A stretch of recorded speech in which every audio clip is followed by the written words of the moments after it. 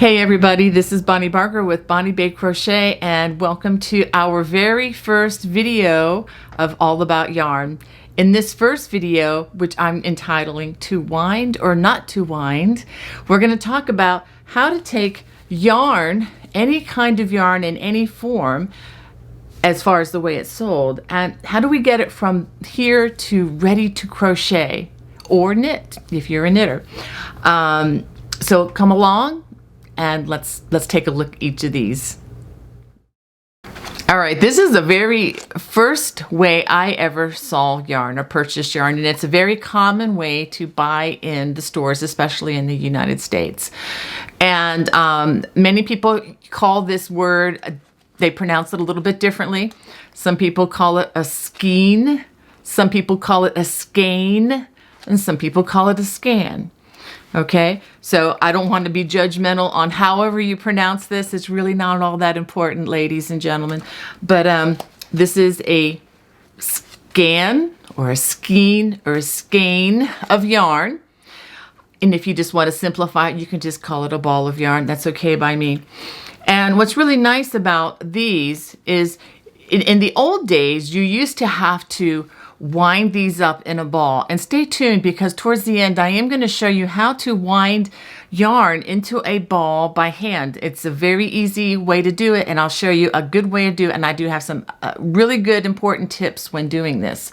Okay, but a lot of these nowadays have what they call a pull skein or scan or skein. Okay, and what happens is there is a strand from the inside of the yarn, and it's designed so that you can just pull out from the middle and it comes out without any kind of entanglements. Okay, now that works fine as long as you're careful with your yarn and as long as you don't mess with it too much. Once you get down to the outer layers, pulling from the inside, you can get into some knotting, and so you do have to be very careful about that. But for the most part, you are pretty safe in just pulling from the center. Again, stay tuned. I'll show you towards the end if you want to just roll this into a ball, which is really not necessary, but I will show you how you can do that. Another way that yarn comes is like in a ball, but it's kind of an oblong ball. Okay, now generally these are not center pull skeins, so you have to take the yarn, which hopefully is neatly here, and you take it out just like that. And let me go ahead and tear the label off. And then the yarn just comes off nice and easily, okay, from the outside. Now, when this happens, you may want to put your yarn into something to protect it so that it doesn't go rolling across your floor. And for those of you who have pets in your home, if you do that, it will pick up your pet hair, pet dander, any dirt that's on the floor. I'm not saying your house is dirty. I know all of our houses are perfectly clean, right? I gotcha. So if you want to protect this from rolling around on the floor as you're crocheting, I love using these beautiful baskets. Of course, this is an African market basket. You don't have to run out and buy an African market basket. You can use any kind of a basket. And what I like about this one is the top is closed in from the bottom. And so as long as there's nothing else in here that the ball can get tangled upon, this can roll around inside and remain safe. And of course, you know, you have to stop periodically and pull at the yarn. Now, one of my viewers told me about this invention recently, like within the last week or two, and I purchased one online. It's called a yarn genie, and I think it's actually one of the more brilliant inventions since sliced bread, if you ask this crocheter. And let me show you why. This is a very simple device. Has a very powerful magnet right up here. And so if you don't want your yarn to roll around in a basket or on the floor, what you do is insert this into the center of the yarn. You have to be careful that you do find the true center here. Okay, just like this. And place, it just loosely sits there in there. And then the magnet will actually pull this up so that it rides a little bit above. It's not flush with the bottom. But let me show you this. I am exerting almost no pressure whatsoever. Look how easily this comes off the yarn, off the ball rather. And so what you can do, let me show you, I'm going to wind this up. I'm just going to, look how easily that spins. And it's because of the magnetic action up here. So that's like dangles and suspends. So I'm not trying to sell you on something you don't need, but if you are a seasoned crocheter, you understand the value of this. I never have to take time to pull yarn off the ball, then set it aside and then crochet. I can just crochet continuously, and this gently releases the yarn at the perfect tension for me. So that is an option. Okay, let's look at some other ways that yarn comes. Yarn also comes in more ball-shaped sizes, and just to let you know, all of these that are this size do fit onto this Yarn Genie. However, the larger 7-ounce balls of yarn, skeins of yarn, they do not fit on the Yarn Genie. So again, I would rely more on the center pull with this. If you want to pull it from the outside, you can. Make sure you put this in a basket, and it is going to be a lot of yanking on that thing of yarn if you do it that way. Another way that yarn comes is in cones. This is particularly common for the larger amounts of the cotton yarn that I like to use to make dishcloths. And again, this is actually quite nice because the weight of the cone itself makes it very easy to just pull off the yarn. It just pulls off with ease when using the larger cones. And of course, if you're using the smaller ball, again, the Yarn Genie works with this as well. This pulls off from the outside, not the inside. Yarn also comes in cakes, and you'll notice even this one has a little tab that says a center pull, so you can pull it from the center. Again, once you get to the outside rim of the yarn, you have to be very careful because it can get a little snarled. Now there is one thing I wanted to make mention before showing you how to wind this yarn from a hank into a cake. Actually, I'm going to wind it into a ball by hand. And that is, if you have these natural fibers, they are a little bit different. I can't go into all that right now, but I'm going to be talking about it soon. And I do have a video I'll put in my video description here that does talk a little bit about the why, but let's just suffice it to say that if you're going to wind this into a cake, make sure that you're going to use the yarn soon. No, it doesn't spoil, but on certain types of yarn, it can actually stretch it a bit. So you're going to want to make sure that you hold off on winding until you're ready to work on a project. Okay, well, I'm going to go ahead and I am going to wind this yarn by hand, and let me show you what I'm going to use. There are a couple of ways that you can do this. First, let me show you. I'm going to take this out. I'm going to just pull it out like that. Make sure you leave your finger in the hole here, and it's going to unwind. And then you're going to end up with just this really big loop like this. Okay, now there are a couple of options. What I oftentimes do is I'm a tall person, I have long legs, so what I can do is put my knee, each of these ends, over my knees, put my legs apart, and make sure I'm not in a group of people when I do this, just to try to maintain modesty. But and then I can easily roll off the yarn. But let me show you an alternate way, and this is actually a better way. So in case you get interrupted and you have to stop winding for just a few minutes, you can continue without it becoming a snarled mess. I have a chair right here, and I'm going to put an end. Let's see how I can do this. I'm going to have one here and then one here. So it's kind of draped. Let me show you. Kind of draped on the back side of the chair like this. Hopefully that will work. Now let me go grab my scissors. So the next thing you're going to want to do is find where the yarn is tied. I think I may have found the end here. So oftentimes the yarn will be tied with contrasting colors of yarn, but not necessarily. And you're going to want to you want to trim them very, very carefully. Make sure that you're not cutting into the yarn of the hank as you do that. Okay, so I just cut this one off, and it looks like I have the end. So I'm going to put that aside so it doesn't get messed up. And I'm going to look for any other.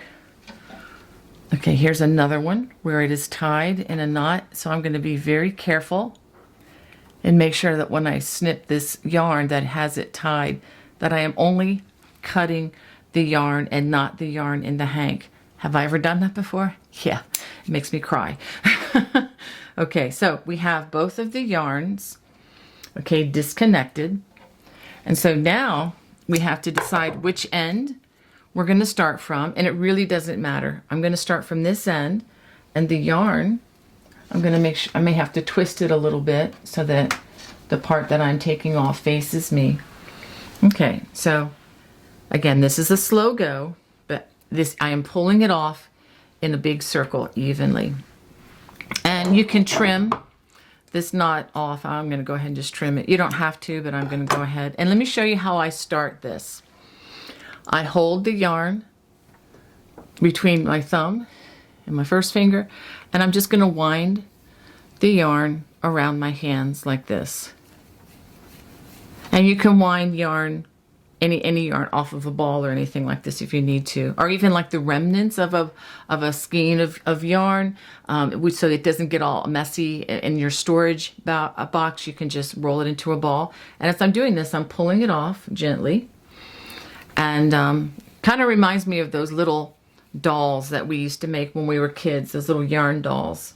Okay, so you just pull off, and then once you get a good bit, yes, this is going to look like a ball in a bit. And then we wind around the center like this. I'm sure there are 100 other ways to do this, but this is just the way that I learned as a child, helping my mom with her yarn projects. And no, she didn't crochet. She used to actually put yarn around coat hangers, for those of you who remember that. And so after we wind some in the center, then I take the ball and fold it like that on itself, and then wind there. So we just want to wind it in such a way that it comes off easily. And once we get to the shape of the ball, it goes very quickly. But just having this on the back of a chair or something where it can drape and you can pull it off strand by strand just keeps it from getting all messed up. And then so we turn, just keep turning the ball and wind, wind, wind.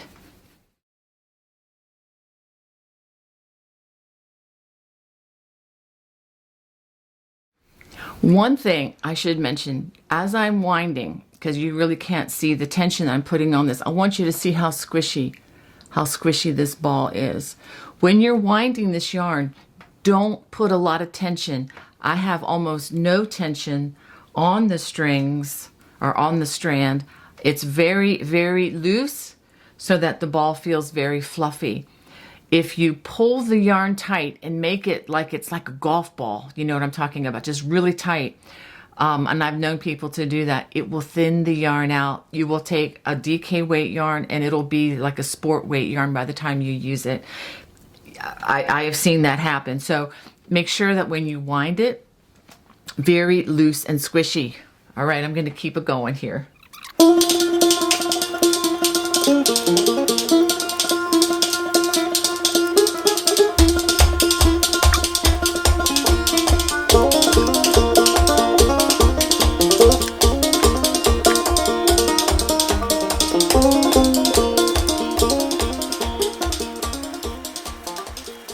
Oop, got stuck on the chair. All right, so I'm going to go ahead and cut the knot off of this end. Don't need the knot. And there you have it. I have gone from a hank to a ball in just several minutes. It does take longer doing it by hand. But I want to show you something that's really, really important. Once you've wound any ball of yarn, and I even recommend this for your acrylics, etc., and that is take the label. Okay, this is some 100% alpaca 3-ply. It's a worsted weight yarn.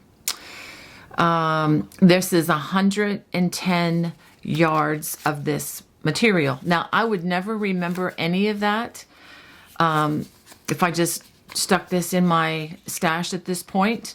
But what I'm going to do is I'm going to put my thumb through some of the yarn just like this.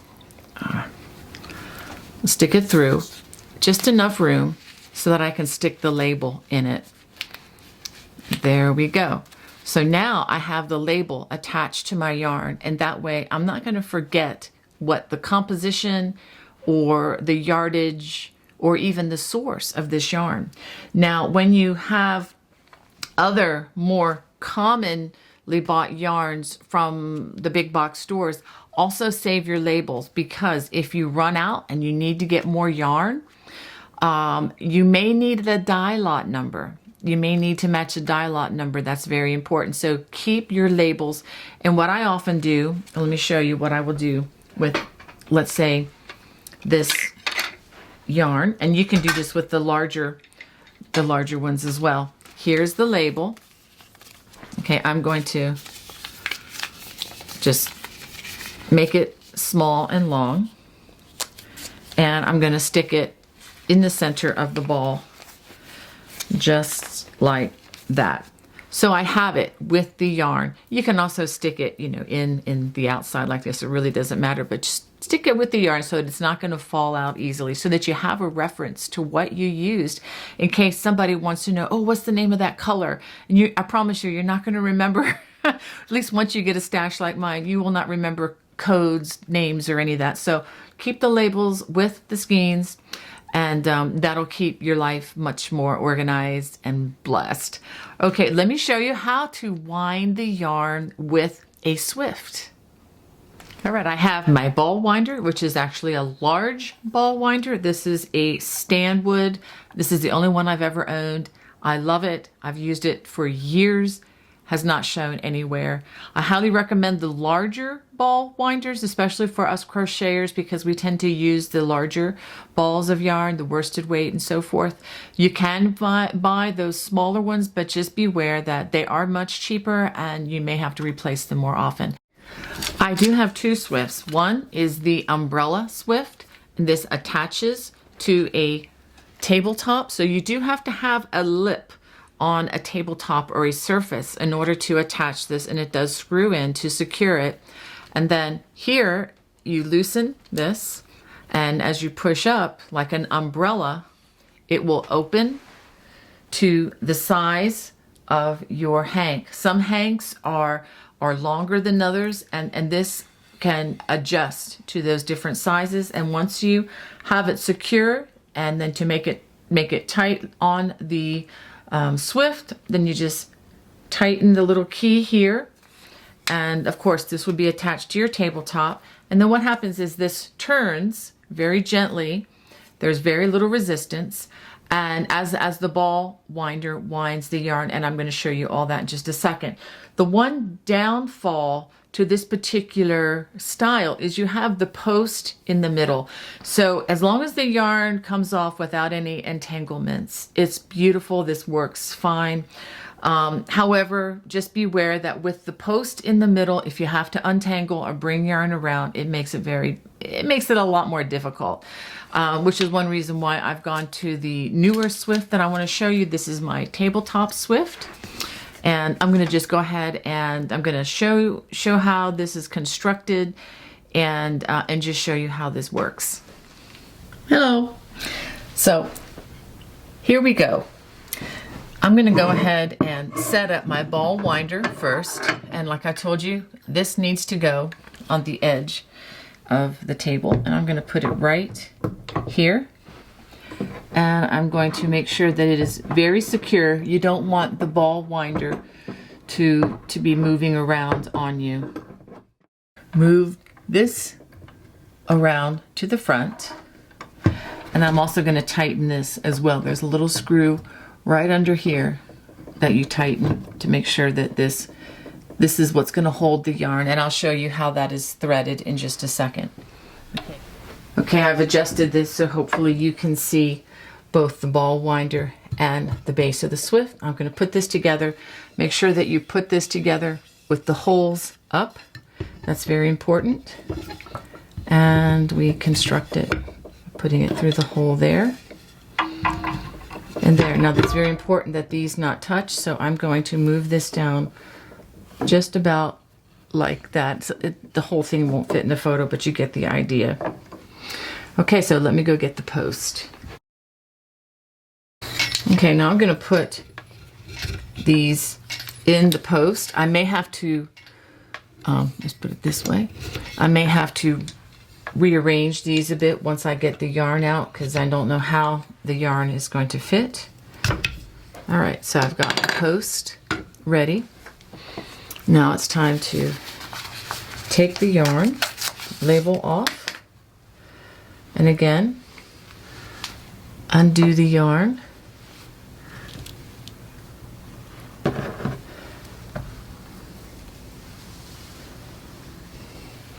And then the yarn will go around the post like this.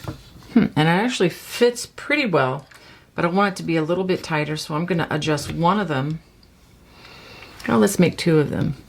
Nope, that's good. I'm just going to adjust one of them just a little bit tighter so that it works.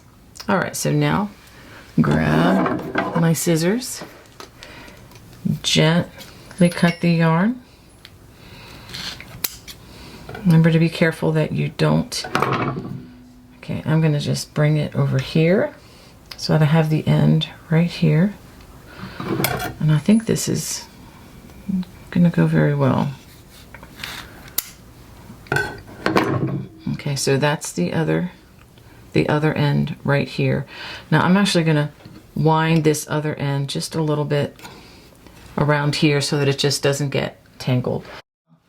I'm going to take the thread and thread it into the hole right up here on this wire, and then into the hole in this thing that's going to go around the outside. And there's a little slit here, and it goes right like that. You want to be very careful. You keep your hands away from the outside of this as it turns, because it will really hurt you if it hits your hand, or anything really for that matter. Okay, there's a little knot there. Let me go ahead and take care of that, because I don't want this knot in my yarn. That was the knot that was used to tie up the yarn. Okay, so now I'm going to just turn around like this. So far so good. Going slow at first. And you can see it's stopped a little bit there, so maybe I'll turn the yarn a little bit there. Let me see. And I'm going to turn this a little bit this direction. Let's see if that helps this come off. Yes. Okay, I'm going to turn this one as well. Make sure I keep that loose end back that way. And I'm going to turn this a little bit too, so we'll come off more quickly. And now we're ready to go. And I can go very fast once I get it all straight.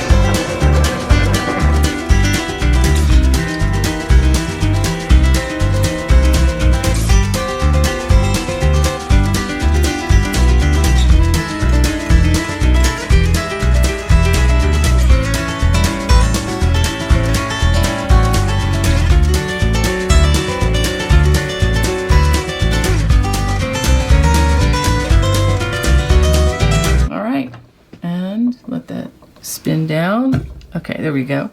And now our hank is done. I'm just going to go ahead and put that around there. Now before I pull this off the ball, it is a bit tighter here, but once I pull this off, the center is going to compress and it won't be as tight. I'm going to put this right in the center, and as I slip off the ball, there we go. And this nicely wound hank is now a cake of yarn. You can pull this from the center, or you could pull from the outside. And I forgot to mention earlier, These beautiful yarn bowls work really well with this. They fit perfectly in there, and they pull off the yarn. Well, let's try that one again. There we go. They pull off very easily. Now you can also use the yarn genie for these hanks. They work it works beautifully for that as well. Well, I hope you enjoyed that first installment of All About Yarn on to wind or not to wind. If you did, please comment below. I would love to hear from you. And don't forget, stay tuned. I will have another installment of this coming in about a month. So stay tuned. God bless. Bye-bye.